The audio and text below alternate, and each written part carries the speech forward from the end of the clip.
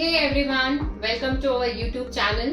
Last episode में हमने discuss किया था कि हमें किस तरीके की एक्सरसाइजेस प्रेगनेंसी में करनी चाहिए, कब करनी चाहिए, कितनी करनी चाहिए। आज हम डिस्कस करेंगे कि प्रेगनेंसी के फर्स्ट ट्राइमेस्टर में आप कौन कौन सी एक्सरसाइज कर सकते हैं। बट एक्सरसाइज स्टार्ट करने के पहले आप उस वीडियो को जरूर चेकआउट करें एंड देन उसके बाद ही इस एक्सरसाइजेस को स्टार्ट करें। तो हमेशा हम एक्सरसाइज स्टार्ट करने के पहले ओम चैंटिंग से स्टार्ट करेंगे। तो दोनों हाथों को आपस में ज्वाइन करेंगे and 3 times Om chanting start करेंगे। आंखें बंद, एक लंबी गहरी श्वास।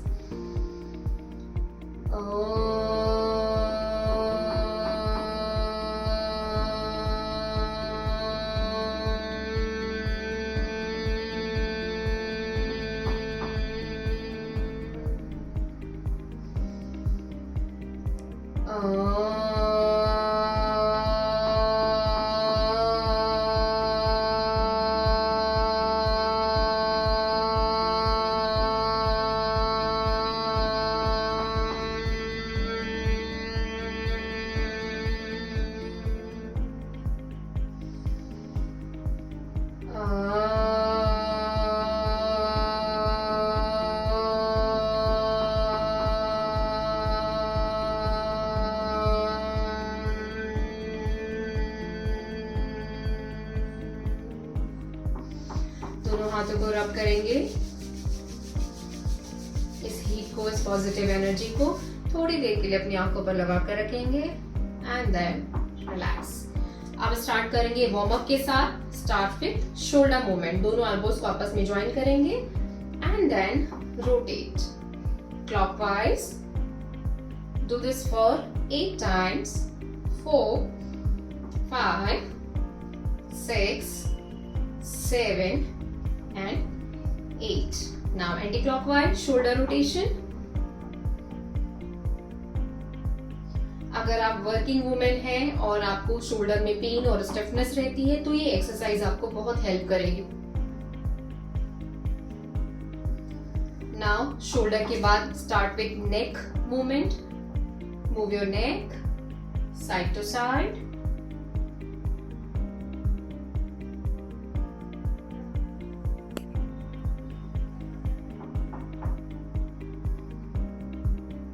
Now look up, look down, look up, look down, look up, look down, and up, and down. Now for the neck stretching, अपने ईयर को शोल्डर से टच करेंगे। सेम हैंड से हेड को प्रेस करेंगे। अपोजिट हैंड जो है वो आपके बैक पर रहेगा। This is the most effective stretching for the neck.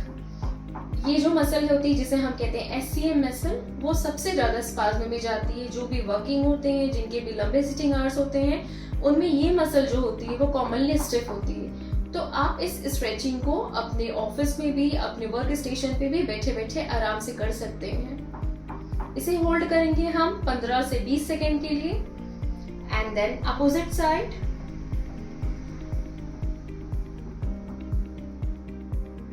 And then relax. Now start with hip movement, hip rotation. Small circles बनाएंगे। 8 clockwise, 8 anti-clockwise. 4 5 6 7 and 8. Now anti-clockwise. 1 2 3 4 5 6 7 and 8.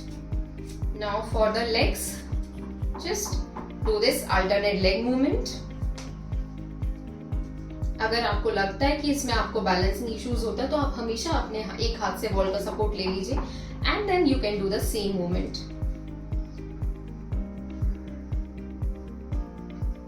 Okay, now after warm up and Om chanting हम start करेंगे normal and basic stretching and I would say most effective stretching during this first trimester period. दोनों हाथों को interlock करेंगे।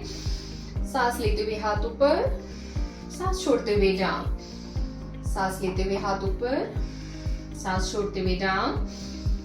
Breathe in up, breathe out down, breathe in up, breathe out down, up, down, breathe in, breathe out, breathe in, breathe out and one more.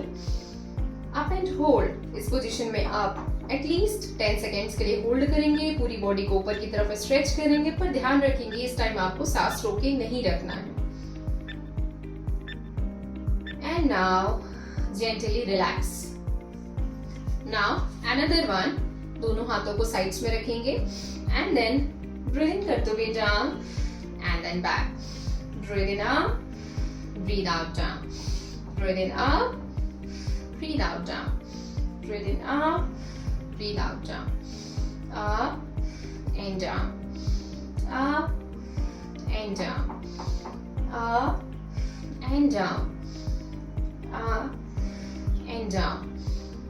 Up, down. Breathe in, breathe out. Up,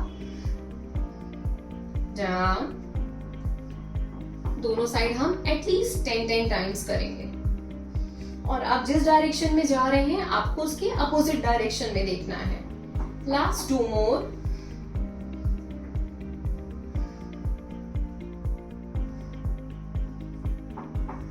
and then relax. Take a deep breath and then breathe out through mouth. Raise your belly and then breathe out through mouth. देखिए, आप pregnancy में जब भी exercises करते हैं आपको कुछ बातों का बहुत ज्यादा ध्यान रखना है. फर्स्ट, आप जो भी एक्सरसाइजेस करेंगे आपको उसमें स्ट्रेचिंग करनी है, लेकिन ओवर स्ट्रेचिंग नहीं करनी है किसी भी एक्सरसाइजेस में, क्योंकि इस टाइम हमारी बॉडी में रिलैक्सिंग हार्मोन रिलीज होते हैं जो कि हमारे जॉइंट्स और लिगामेंट को और ज्यादा रिलैक्स करते हैं, रिलैक्स करते हैं. तो अगर आप इस टाइम ओवर स्ट्रेचिंग करते हैं तो वो किसी ना किसी तरीके से आपको इंजुरी कर सकता है. तो हमेशा ध्यान रखें कि स्ट्रेचिंग करें, ओवर स्ट्रेचिंग ना करें. सेकेंडली, किसी भी आसन में, योगासन करते समय या एक्सरसाइज करते समय आपको स्ट्रेचिंग फील हो रही है, दैट मीन्स इट्स राइट.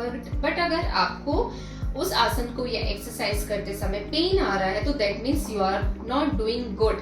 तो आपको इमीडिएटली उस एक्सरसाइज को स्टॉप करना है. एंड थर्ड प्रिकॉशन कि आप कभी भी कोई एक्सरसाइज करते हैं तो always listen your body. Pregnancy में बहुत बेसिक रूल है एक्सरसाइजेस करने का, ऑलवेज लिसन योर बॉडी. अगर आपकी बॉडी अलाउ करती है उन एक्सरसाइजेस को करने के लिए तो ही आपको एक्सरसाइज करना है. अगर आपकी बॉडी अलाउ नहीं कर रही है तो आपको नहीं करना है. दैट मीन्स कि आपको अपनी बॉडी के हिसाब से ही इस टाइम एक्सरसाइज का सिलेक्शन करना है. अगर आप जैसे फटीग फील कर रहे हैं, थके हुए फील कर रहे हैं तो अननेसेसरली आप एक्सरसाइज ना करें तो बेटर होगा. आपकी बॉडी जब आपको अलाउ कर रही है तो ही एक्सरसाइज करें. तो इन बातों का आप जरूर ध्यान रखें प्रेगनेंसी में एक्सरसाइज करते समय. तो चलते हैं, बढ़ते हैं अपनी नेक्स्ट एक्सरसाइज की तरफ. इसके लिए आपको दोनों हाथों को सामने रखना है एंड हम जेंटल ट्विस्ट करेंगे अपने स्पाइन को. इस टाइम जैसा कि मैंने बताया कि हमें एक्सेसिव स्ट्रेचिंग या इस कंडीशन में हमें एक्सेसिव ट्विस्टिंग नहीं करनी है, तो हम हाफ वे ही जाके ट्विस्ट करेंगे अपनी बॉडी को. Breathe in centre, breathe out side. Breathe in centre, breathe out side. Breathe in centre, breathe out side.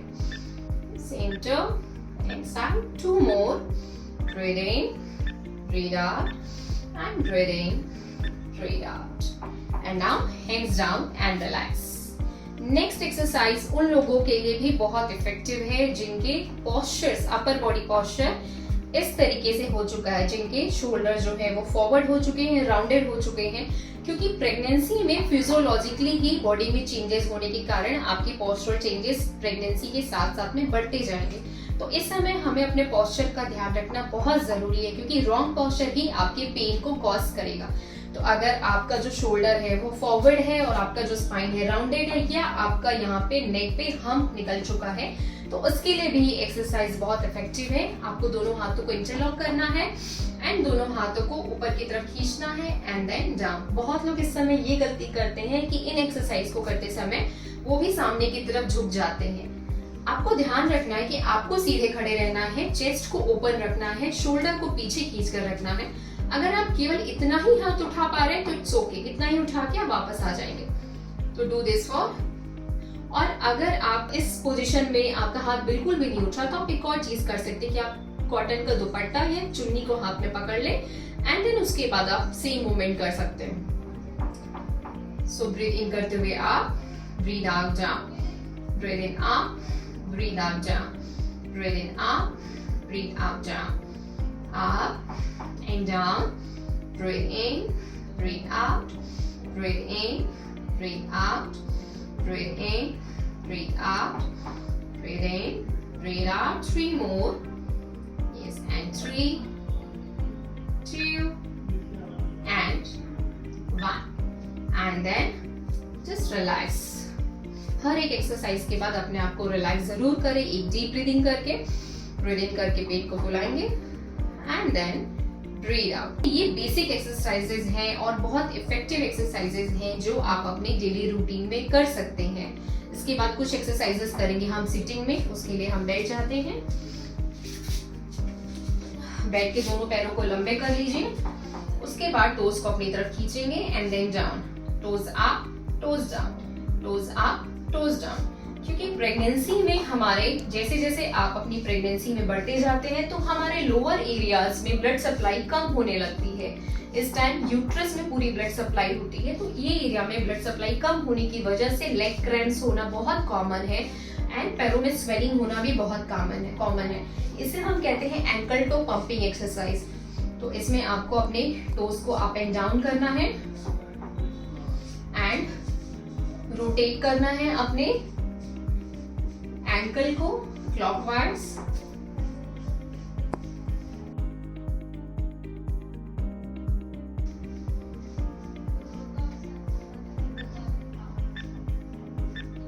And 9 and 10. Relax. ये हो गई एंकल हीलिंग. आप इसी पोजीशन में अपने दोनों हाथों से थाइस के नीचे की तरफ होल्ड करिए और toes up, leg up, leg down. अगर आपको लग रहा है कि इस एक्सरसाइज को करते समय आप इस तरीके से हो जा रहे हैं तो आप वॉल का भी सपोर्ट ले सकते हैं या दूसरा मॉडिफिकेशन आप अपने हिप के नीचे में कुशन लगा सकते हैं तो भी आप स्ट्रेट बैठ जाएंगे. तो इस पोजीशन में again breathe in up, breathe out down. 3, 4, 5, 6, 7, 8, 9 and 10. Relax. Now with the other leg.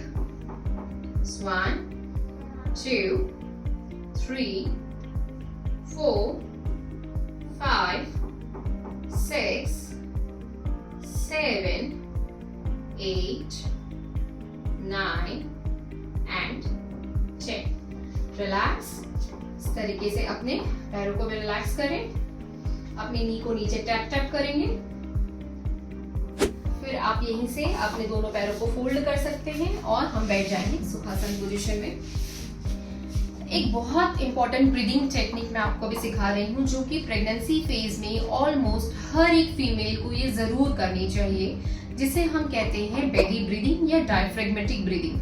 Normally daily routine में अगर आप देखेंगे तो जो लोग प्राणायाम नहीं करते हैं तो आई वुड से कि 70-80% लोग जो है वो सोलो ब्रीथ करते हैं. एंड प्रेगनेंसी में जब हम सोलो ब्रीथ करते हैं तो हमारे बेबी तक ऑक्सीजन प्रॉपर अमाउंट में नहीं पहुंच पाती है. तो इसलिए ये ब्रीदिंग करना बहुत इंपॉर्टेंट है. अगर मैं बेली ब्रीदिंग के बेनिफिट्स बताऊं तो मदर के लिए भी इसके बहुत सारे बेनिफिट हैं एंड बच्चे के लिए भी बहुत सारे बेनिफिट है. जब भी हम बेली ब्रीदिंग करते हैं तो उससे हमारी जो एब्डोमिनल मसल होती है और हमारी जो बैक मसल होती है वो स्ट्रेंथन होती है. तो आगे चल के अगर आप सी सेक्शन में जा रहे हैं या आप नॉर्मल डिलीवरी में जा रहे हैं, हमारी एब्डोमिनल मसल का स्ट्रांग होना और बैक मसल का स्ट्रांग होना बहुत ज्यादा जरूरी है. तो इस एक्सरसाइज से और इस ब्रीदिंग टेक्निक से आप अपनी बेली और बैक मसल दोनों को एक्टिवेट करते हैं और उनको स्ट्रेंथन भी करते हैं. और अगर मैं बच्चे के लिए इसके बेनिफिट की बात करूं तो बच्चों के लिए बेली ब्रीदिंग बहुत इंपॉर्टेंट है, क्योंकि जब बच्चा मदर के वॉर्म में यूट्रस में होता है तो उस टाइम जब आप बेली ब्रीदिंग करते हैं तो वो आपकी बेबी तक बहुत सारी ऑक्सीजन एंड बहुत सारे न्यूट्रिएंट पहुंचाता है. इसलिए बेली ब्रीदिंग करना बच्चे के लिए भी बहुत बेनिफिशियल है. तो इसके कैसे करना है? इसे करने के लिए आपको अपना एक हाथ चेस्ट के ऊपर रखना है, दूसरा हाथ बेली के ऊपर रखना है. अब आपको इस तरीके से श्वास लेनी है कि आपका जो चेस्ट वाला हाथ है वो मूव ना हो, केवल बेली वाला हैंड मूव हो. Like and then breathe out. हमें हमेशा बेली ब्रीदिंग में श्वास जो है वो नाक से लेनी है और छोड़ना कैसे है, मुंह से, जैसे कि हम कैंडल को ब्लो करते हैं। और हमेशा ध्यान रखिए कि इनहेलेशन और एक्सहेलेशन में, इस बेली ब्रीदिंग में एक्सहेलेशन हमेशा लंबा होगा। कैसे? अगर आप ब्रीथ इन कर रहे हैं 2 काउंट के लिए, तो आपका जो ब्रीथ आउट है वो 4 काउंट के लिए होगा। अगर आप श्वास ले रहे हैं 3 काउंट के लिए, तो आपको श्वास छोड़ना है 6 काउंट के लिए। दैट मीन्स इसमें 1:2 का रेशियो रहेगा इनहेल और एक्सहेल में। तो अभी मैं आपको करके दिखाती हूँ 2 and 4 ब्रीदिंग। इनहेल किया 1 2, now exhale 2 3 and 4। Inhale 1 2, exhale 1 2 3 4। आप यहाँ पे देख सकते हैं कि मेरा जो चेस्ट वाला हाथ है वो मूव नहीं हो रहा, केवल बेली वाला हाथ मूव हो रहा है। तो मैं आपको सजेस्ट करूंगी कि आप इस एक्सरसाइज को हमेशा मिरर के सामने बैठकर करें और आप अपने आप को मिरर में देखें कि आपका जो चेस्ट वाला हाथ है वो मूव हो रहा है या बेली वाला हाथ मूव हो रहा है। अगर आप सोलो ब्रीदिंग करते हैं, आपको डीप ब्रीदिंग की प्रैक्टिस नहीं है, तो हो सकता है आप इनिशियल डेज में ये ना कर पाए, बट आपको प्रैक्टिस करनी है मिरर के सामने और एक हाथ हमेशा आपको बेली पर रखना है और उस समय आप अपने आप को मिरर में देखिए कि आपका कौन सा हैंड मूव हो रहा है। मैं एक बार और आपको करके दिखाती हूँ। सांस लेते हुए बेली को फुलाएंगे, सांस छोड़ते हुए बैक, ब्रीथ इन,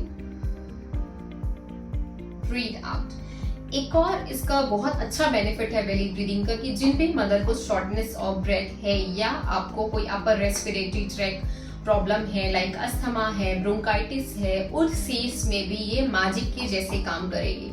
तो आप इस ब्रीदिंग एक्सरसाइजेस को करना स्टार्ट करिए। ये आपको, आपके लिए और आपके बच्चे के लिए बहुत ही ज्यादा बेनिफिशियल है। एंड हमेशा आपको ध्यान रखना है कि आप प्रेगनेंसी के फर्स्ट ट्राइमेस्टर में है, सेकेंड ट्राइमेस्टर में, थर्ड ट्राइमेस्टर में, आपको प्राणायाम अपने डेली रूटीन में करना ही करना है। अनुलोम विलोम जिसे हम कहते हैं अल्टरनेट नॉस्ट्रिल ब्रीदिंग, जिसमें हम इनहेल करते हैं, अपोजिट नॉस्ट्रिल से एक्सहेल करते हैं। अनुलोम विलोम ब्रीदिंग टेक्निक भी आपको कम से कम डेली 5 से 10 मिनट प्रैक्टिस करना चाहिए। ब्राह्मी प्राणायाम आपको 5 से 7 बार जरूर प्रैक्टिस करनी चाहिए। ओम चैंटिंग, ये तीनों प्राणायाम जो है वो आपके माइंड में एक पॉजिटिव वाइब्रेशन क्रिएट करते हैं एंड आपके बॉडी, आपके बेबी तक भी पॉजिटिव एनर्जी भेजते हैं। तो आई होप कि आज का ये जो फर्स्ट ट्राइमेस्टर का हमने एक्सरसाइज रूटीन किया है ये आप लोगों के लिए बेनिफिशियल होगा। अगर आपको किसी भी तरीके का डाउट है या आपको एक्सरसाइजेस में कोई प्रॉब्लम है तो आप हमसे पूछ सकते हैं। मिलते हैं नेक्स्ट एपिसोड में नई इंफॉर्मेशन के साथ, नई वीडियोस के साथ। Till then be happy and be healthy.